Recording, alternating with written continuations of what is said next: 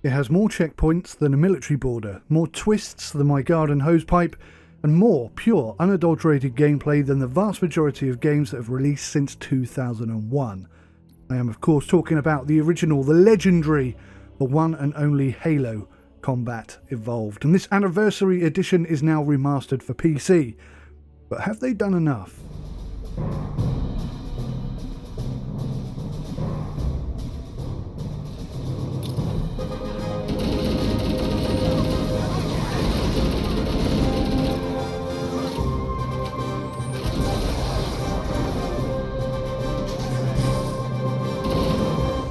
Hello and welcome, I am SimUK and this is my Halo Combat Evolved anniversary for PC review. It forms the second and, for me at least, the most hotly anticipated part of the Halo the Master Chief Collection. And it represents the game-changing silver bullet, the killer app that really put Xbox on the map all the way back in 2001. It was released on the 3rd of the 3rd, 2020, and my full Let's Play series on Heroic difficulty will be available on SimUK Let's Play. There'll be a link at the end of the review, or you can go down to the description and go and view that now. The entire Master Chief Collection, that's all 6 Halo titles, will be available on Steam and the Microsoft Store for £29.99. That's about $39. Back in 2003, Gearbox ported over Halo Combat Evolved to PC, so it's not the first time that we've seen a port of this like. And I feel that this is an extension of that port. This time though, Saber Interactive are the force behind the completely optional graphical upgrades. They include screen space ambient occlusion and shadows, character models which have been ported over from Halo Reach, the first of the collection that was released, and all new textures. There's only so much that you can do with the 20-year-old title, but I've got to say, it doesn't look out of place on my PC gaming rig at all. Like I say, you can go over and watch the full Let's Play series on SimUK Let's Play and decide for yourself, but I think it's looking pretty darn good, especially with that wonderful Halo gameplay and story experience backing it up.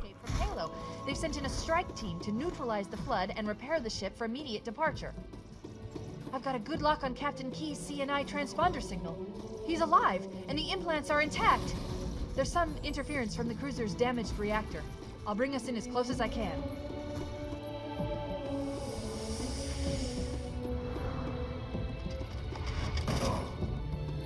Oh, I see. The coordinate data needs to be... Right. Sorry. I played with everything absolutely maxed out. It looks great, it runs great, it's just wonderful. There's nothing really new, it's just remastered and it's very authentically done. I was getting a solid 60 FPS, no lags, no stutters or input delay, it's just running sweet as candy and looking really quite good.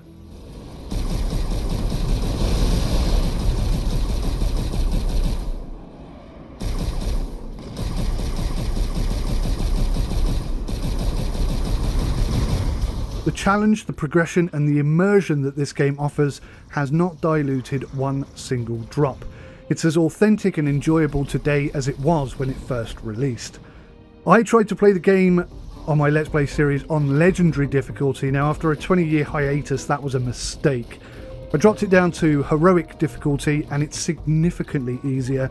I have left my first couple of lives because I died about 5 times in a row in my walkthrough, just so that you can see the difference between the Legendary difficulty and the Heroic difficulty. Basically it boils down to you face more enemies and there's less ammo available as a result. The game ports with local co-op via split screen, co-op online and multiplayer combat. It's all working seamlessly. I haven't found a single issue with any of it.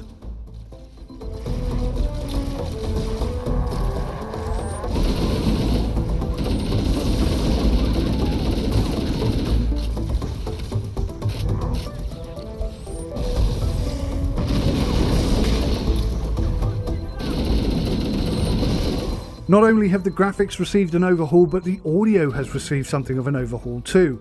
The audio in this game, I've got to say, is pretty good. You got the comedic and encouraging character voices, the horde, the explosions, the lasers. All around you is just audio orgy. It's fantastic. It's not over the top brilliant, but it's just so immersive all these little parts. It's a very basic game, let's be honest, but it's just done so well with a lot of passion and a real genuine desire to deliver something good, and that's how it feels.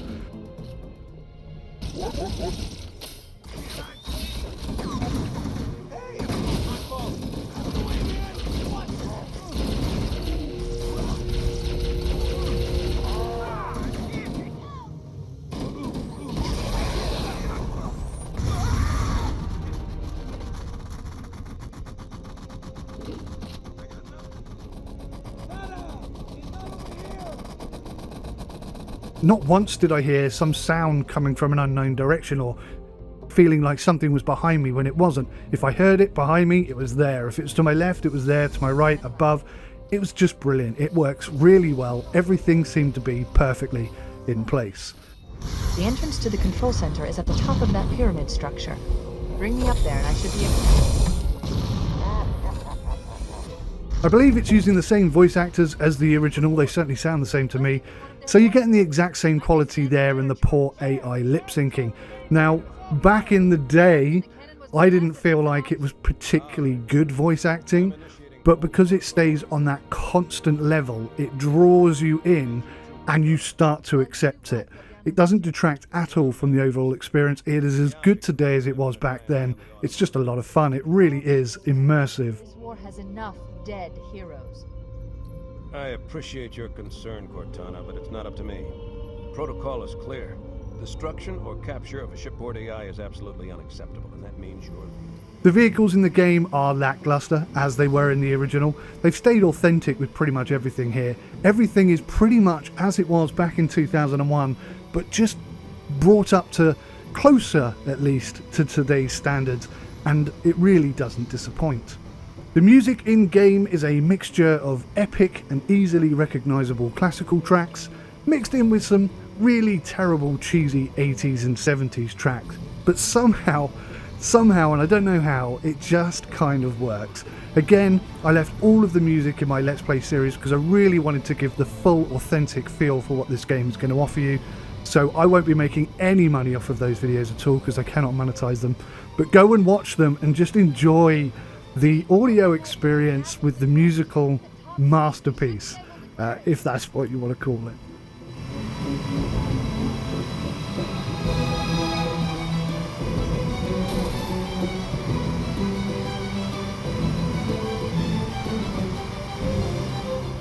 So the game's customization is pretty, well, it's limited, I guess, as was the original. It's very authentic to that.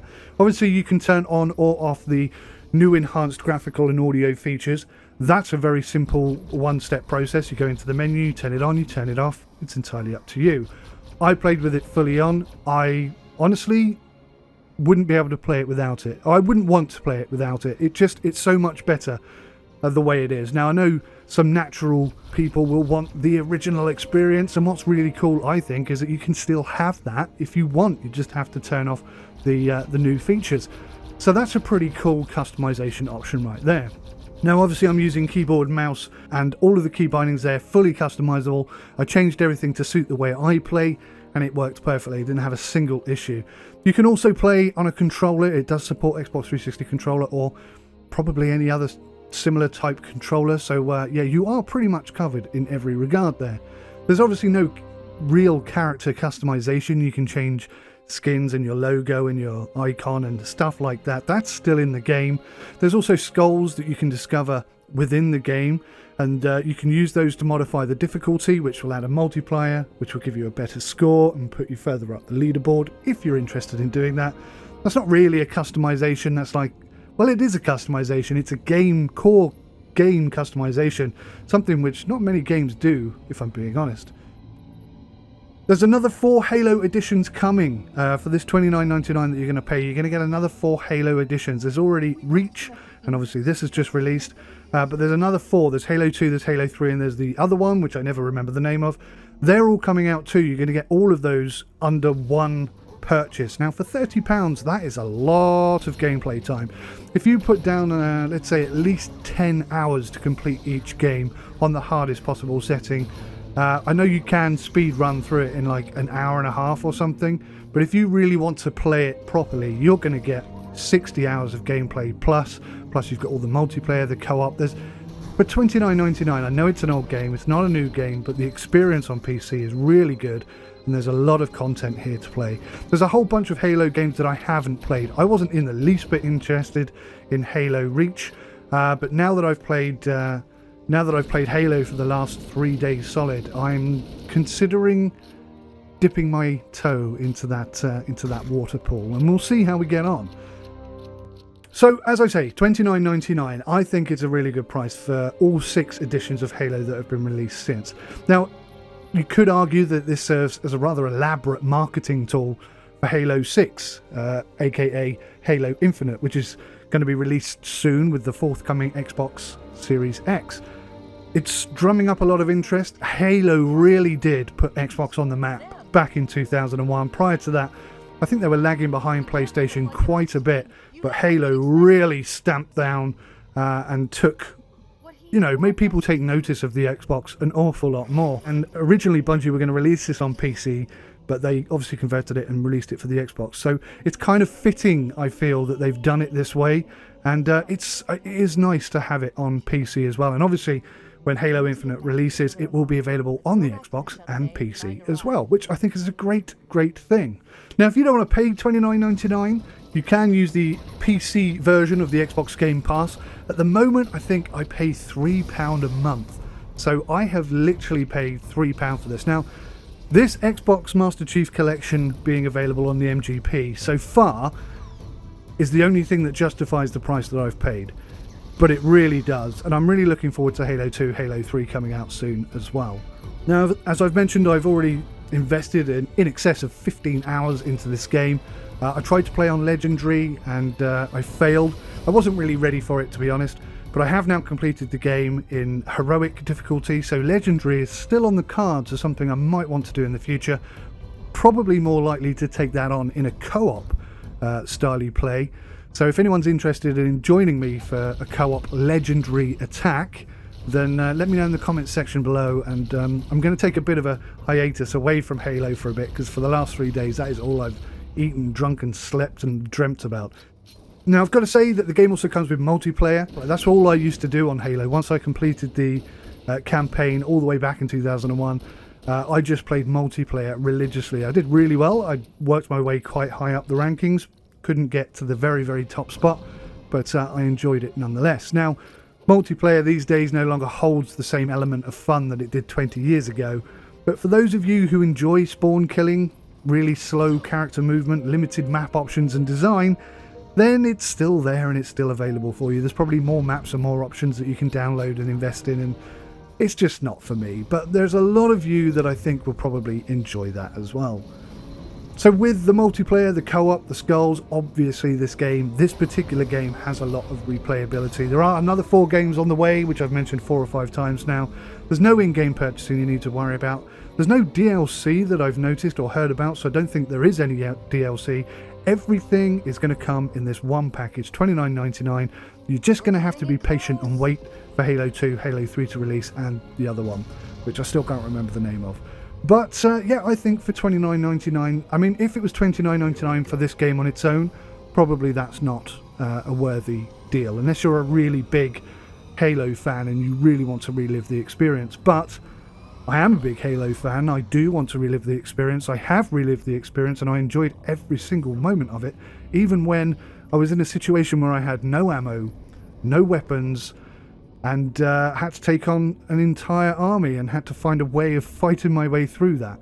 It's challenging. It's a gameplay experience that you just don't get these days. But for $29.99 to get all 6 Halo titles, now that I think is a bit of a steal. I've got to be honest. And like I say, if you're not willing to pay $29.99 to own the game outright, then you can get access to it with the Xbox Game Pass. That means you don't own it and you could lose it at any time in the future, but whilst it's there you can play it, and I think that's a really good deal. I feel like I feel quite happy with my £3 investment for the Halo Master Chief Collection so far, and I'm looking forward to seeing what comes next.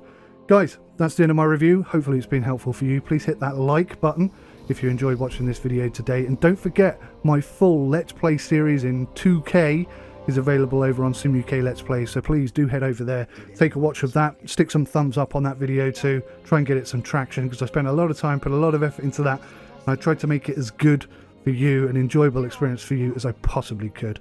I enjoyed it, I hope you enjoy it too. Thanks for watching, take care, goodbye for now. An entire Covenant armada obliterated, and the Flood. We had no choice. Halo, it's finished. No, I think we're just getting started.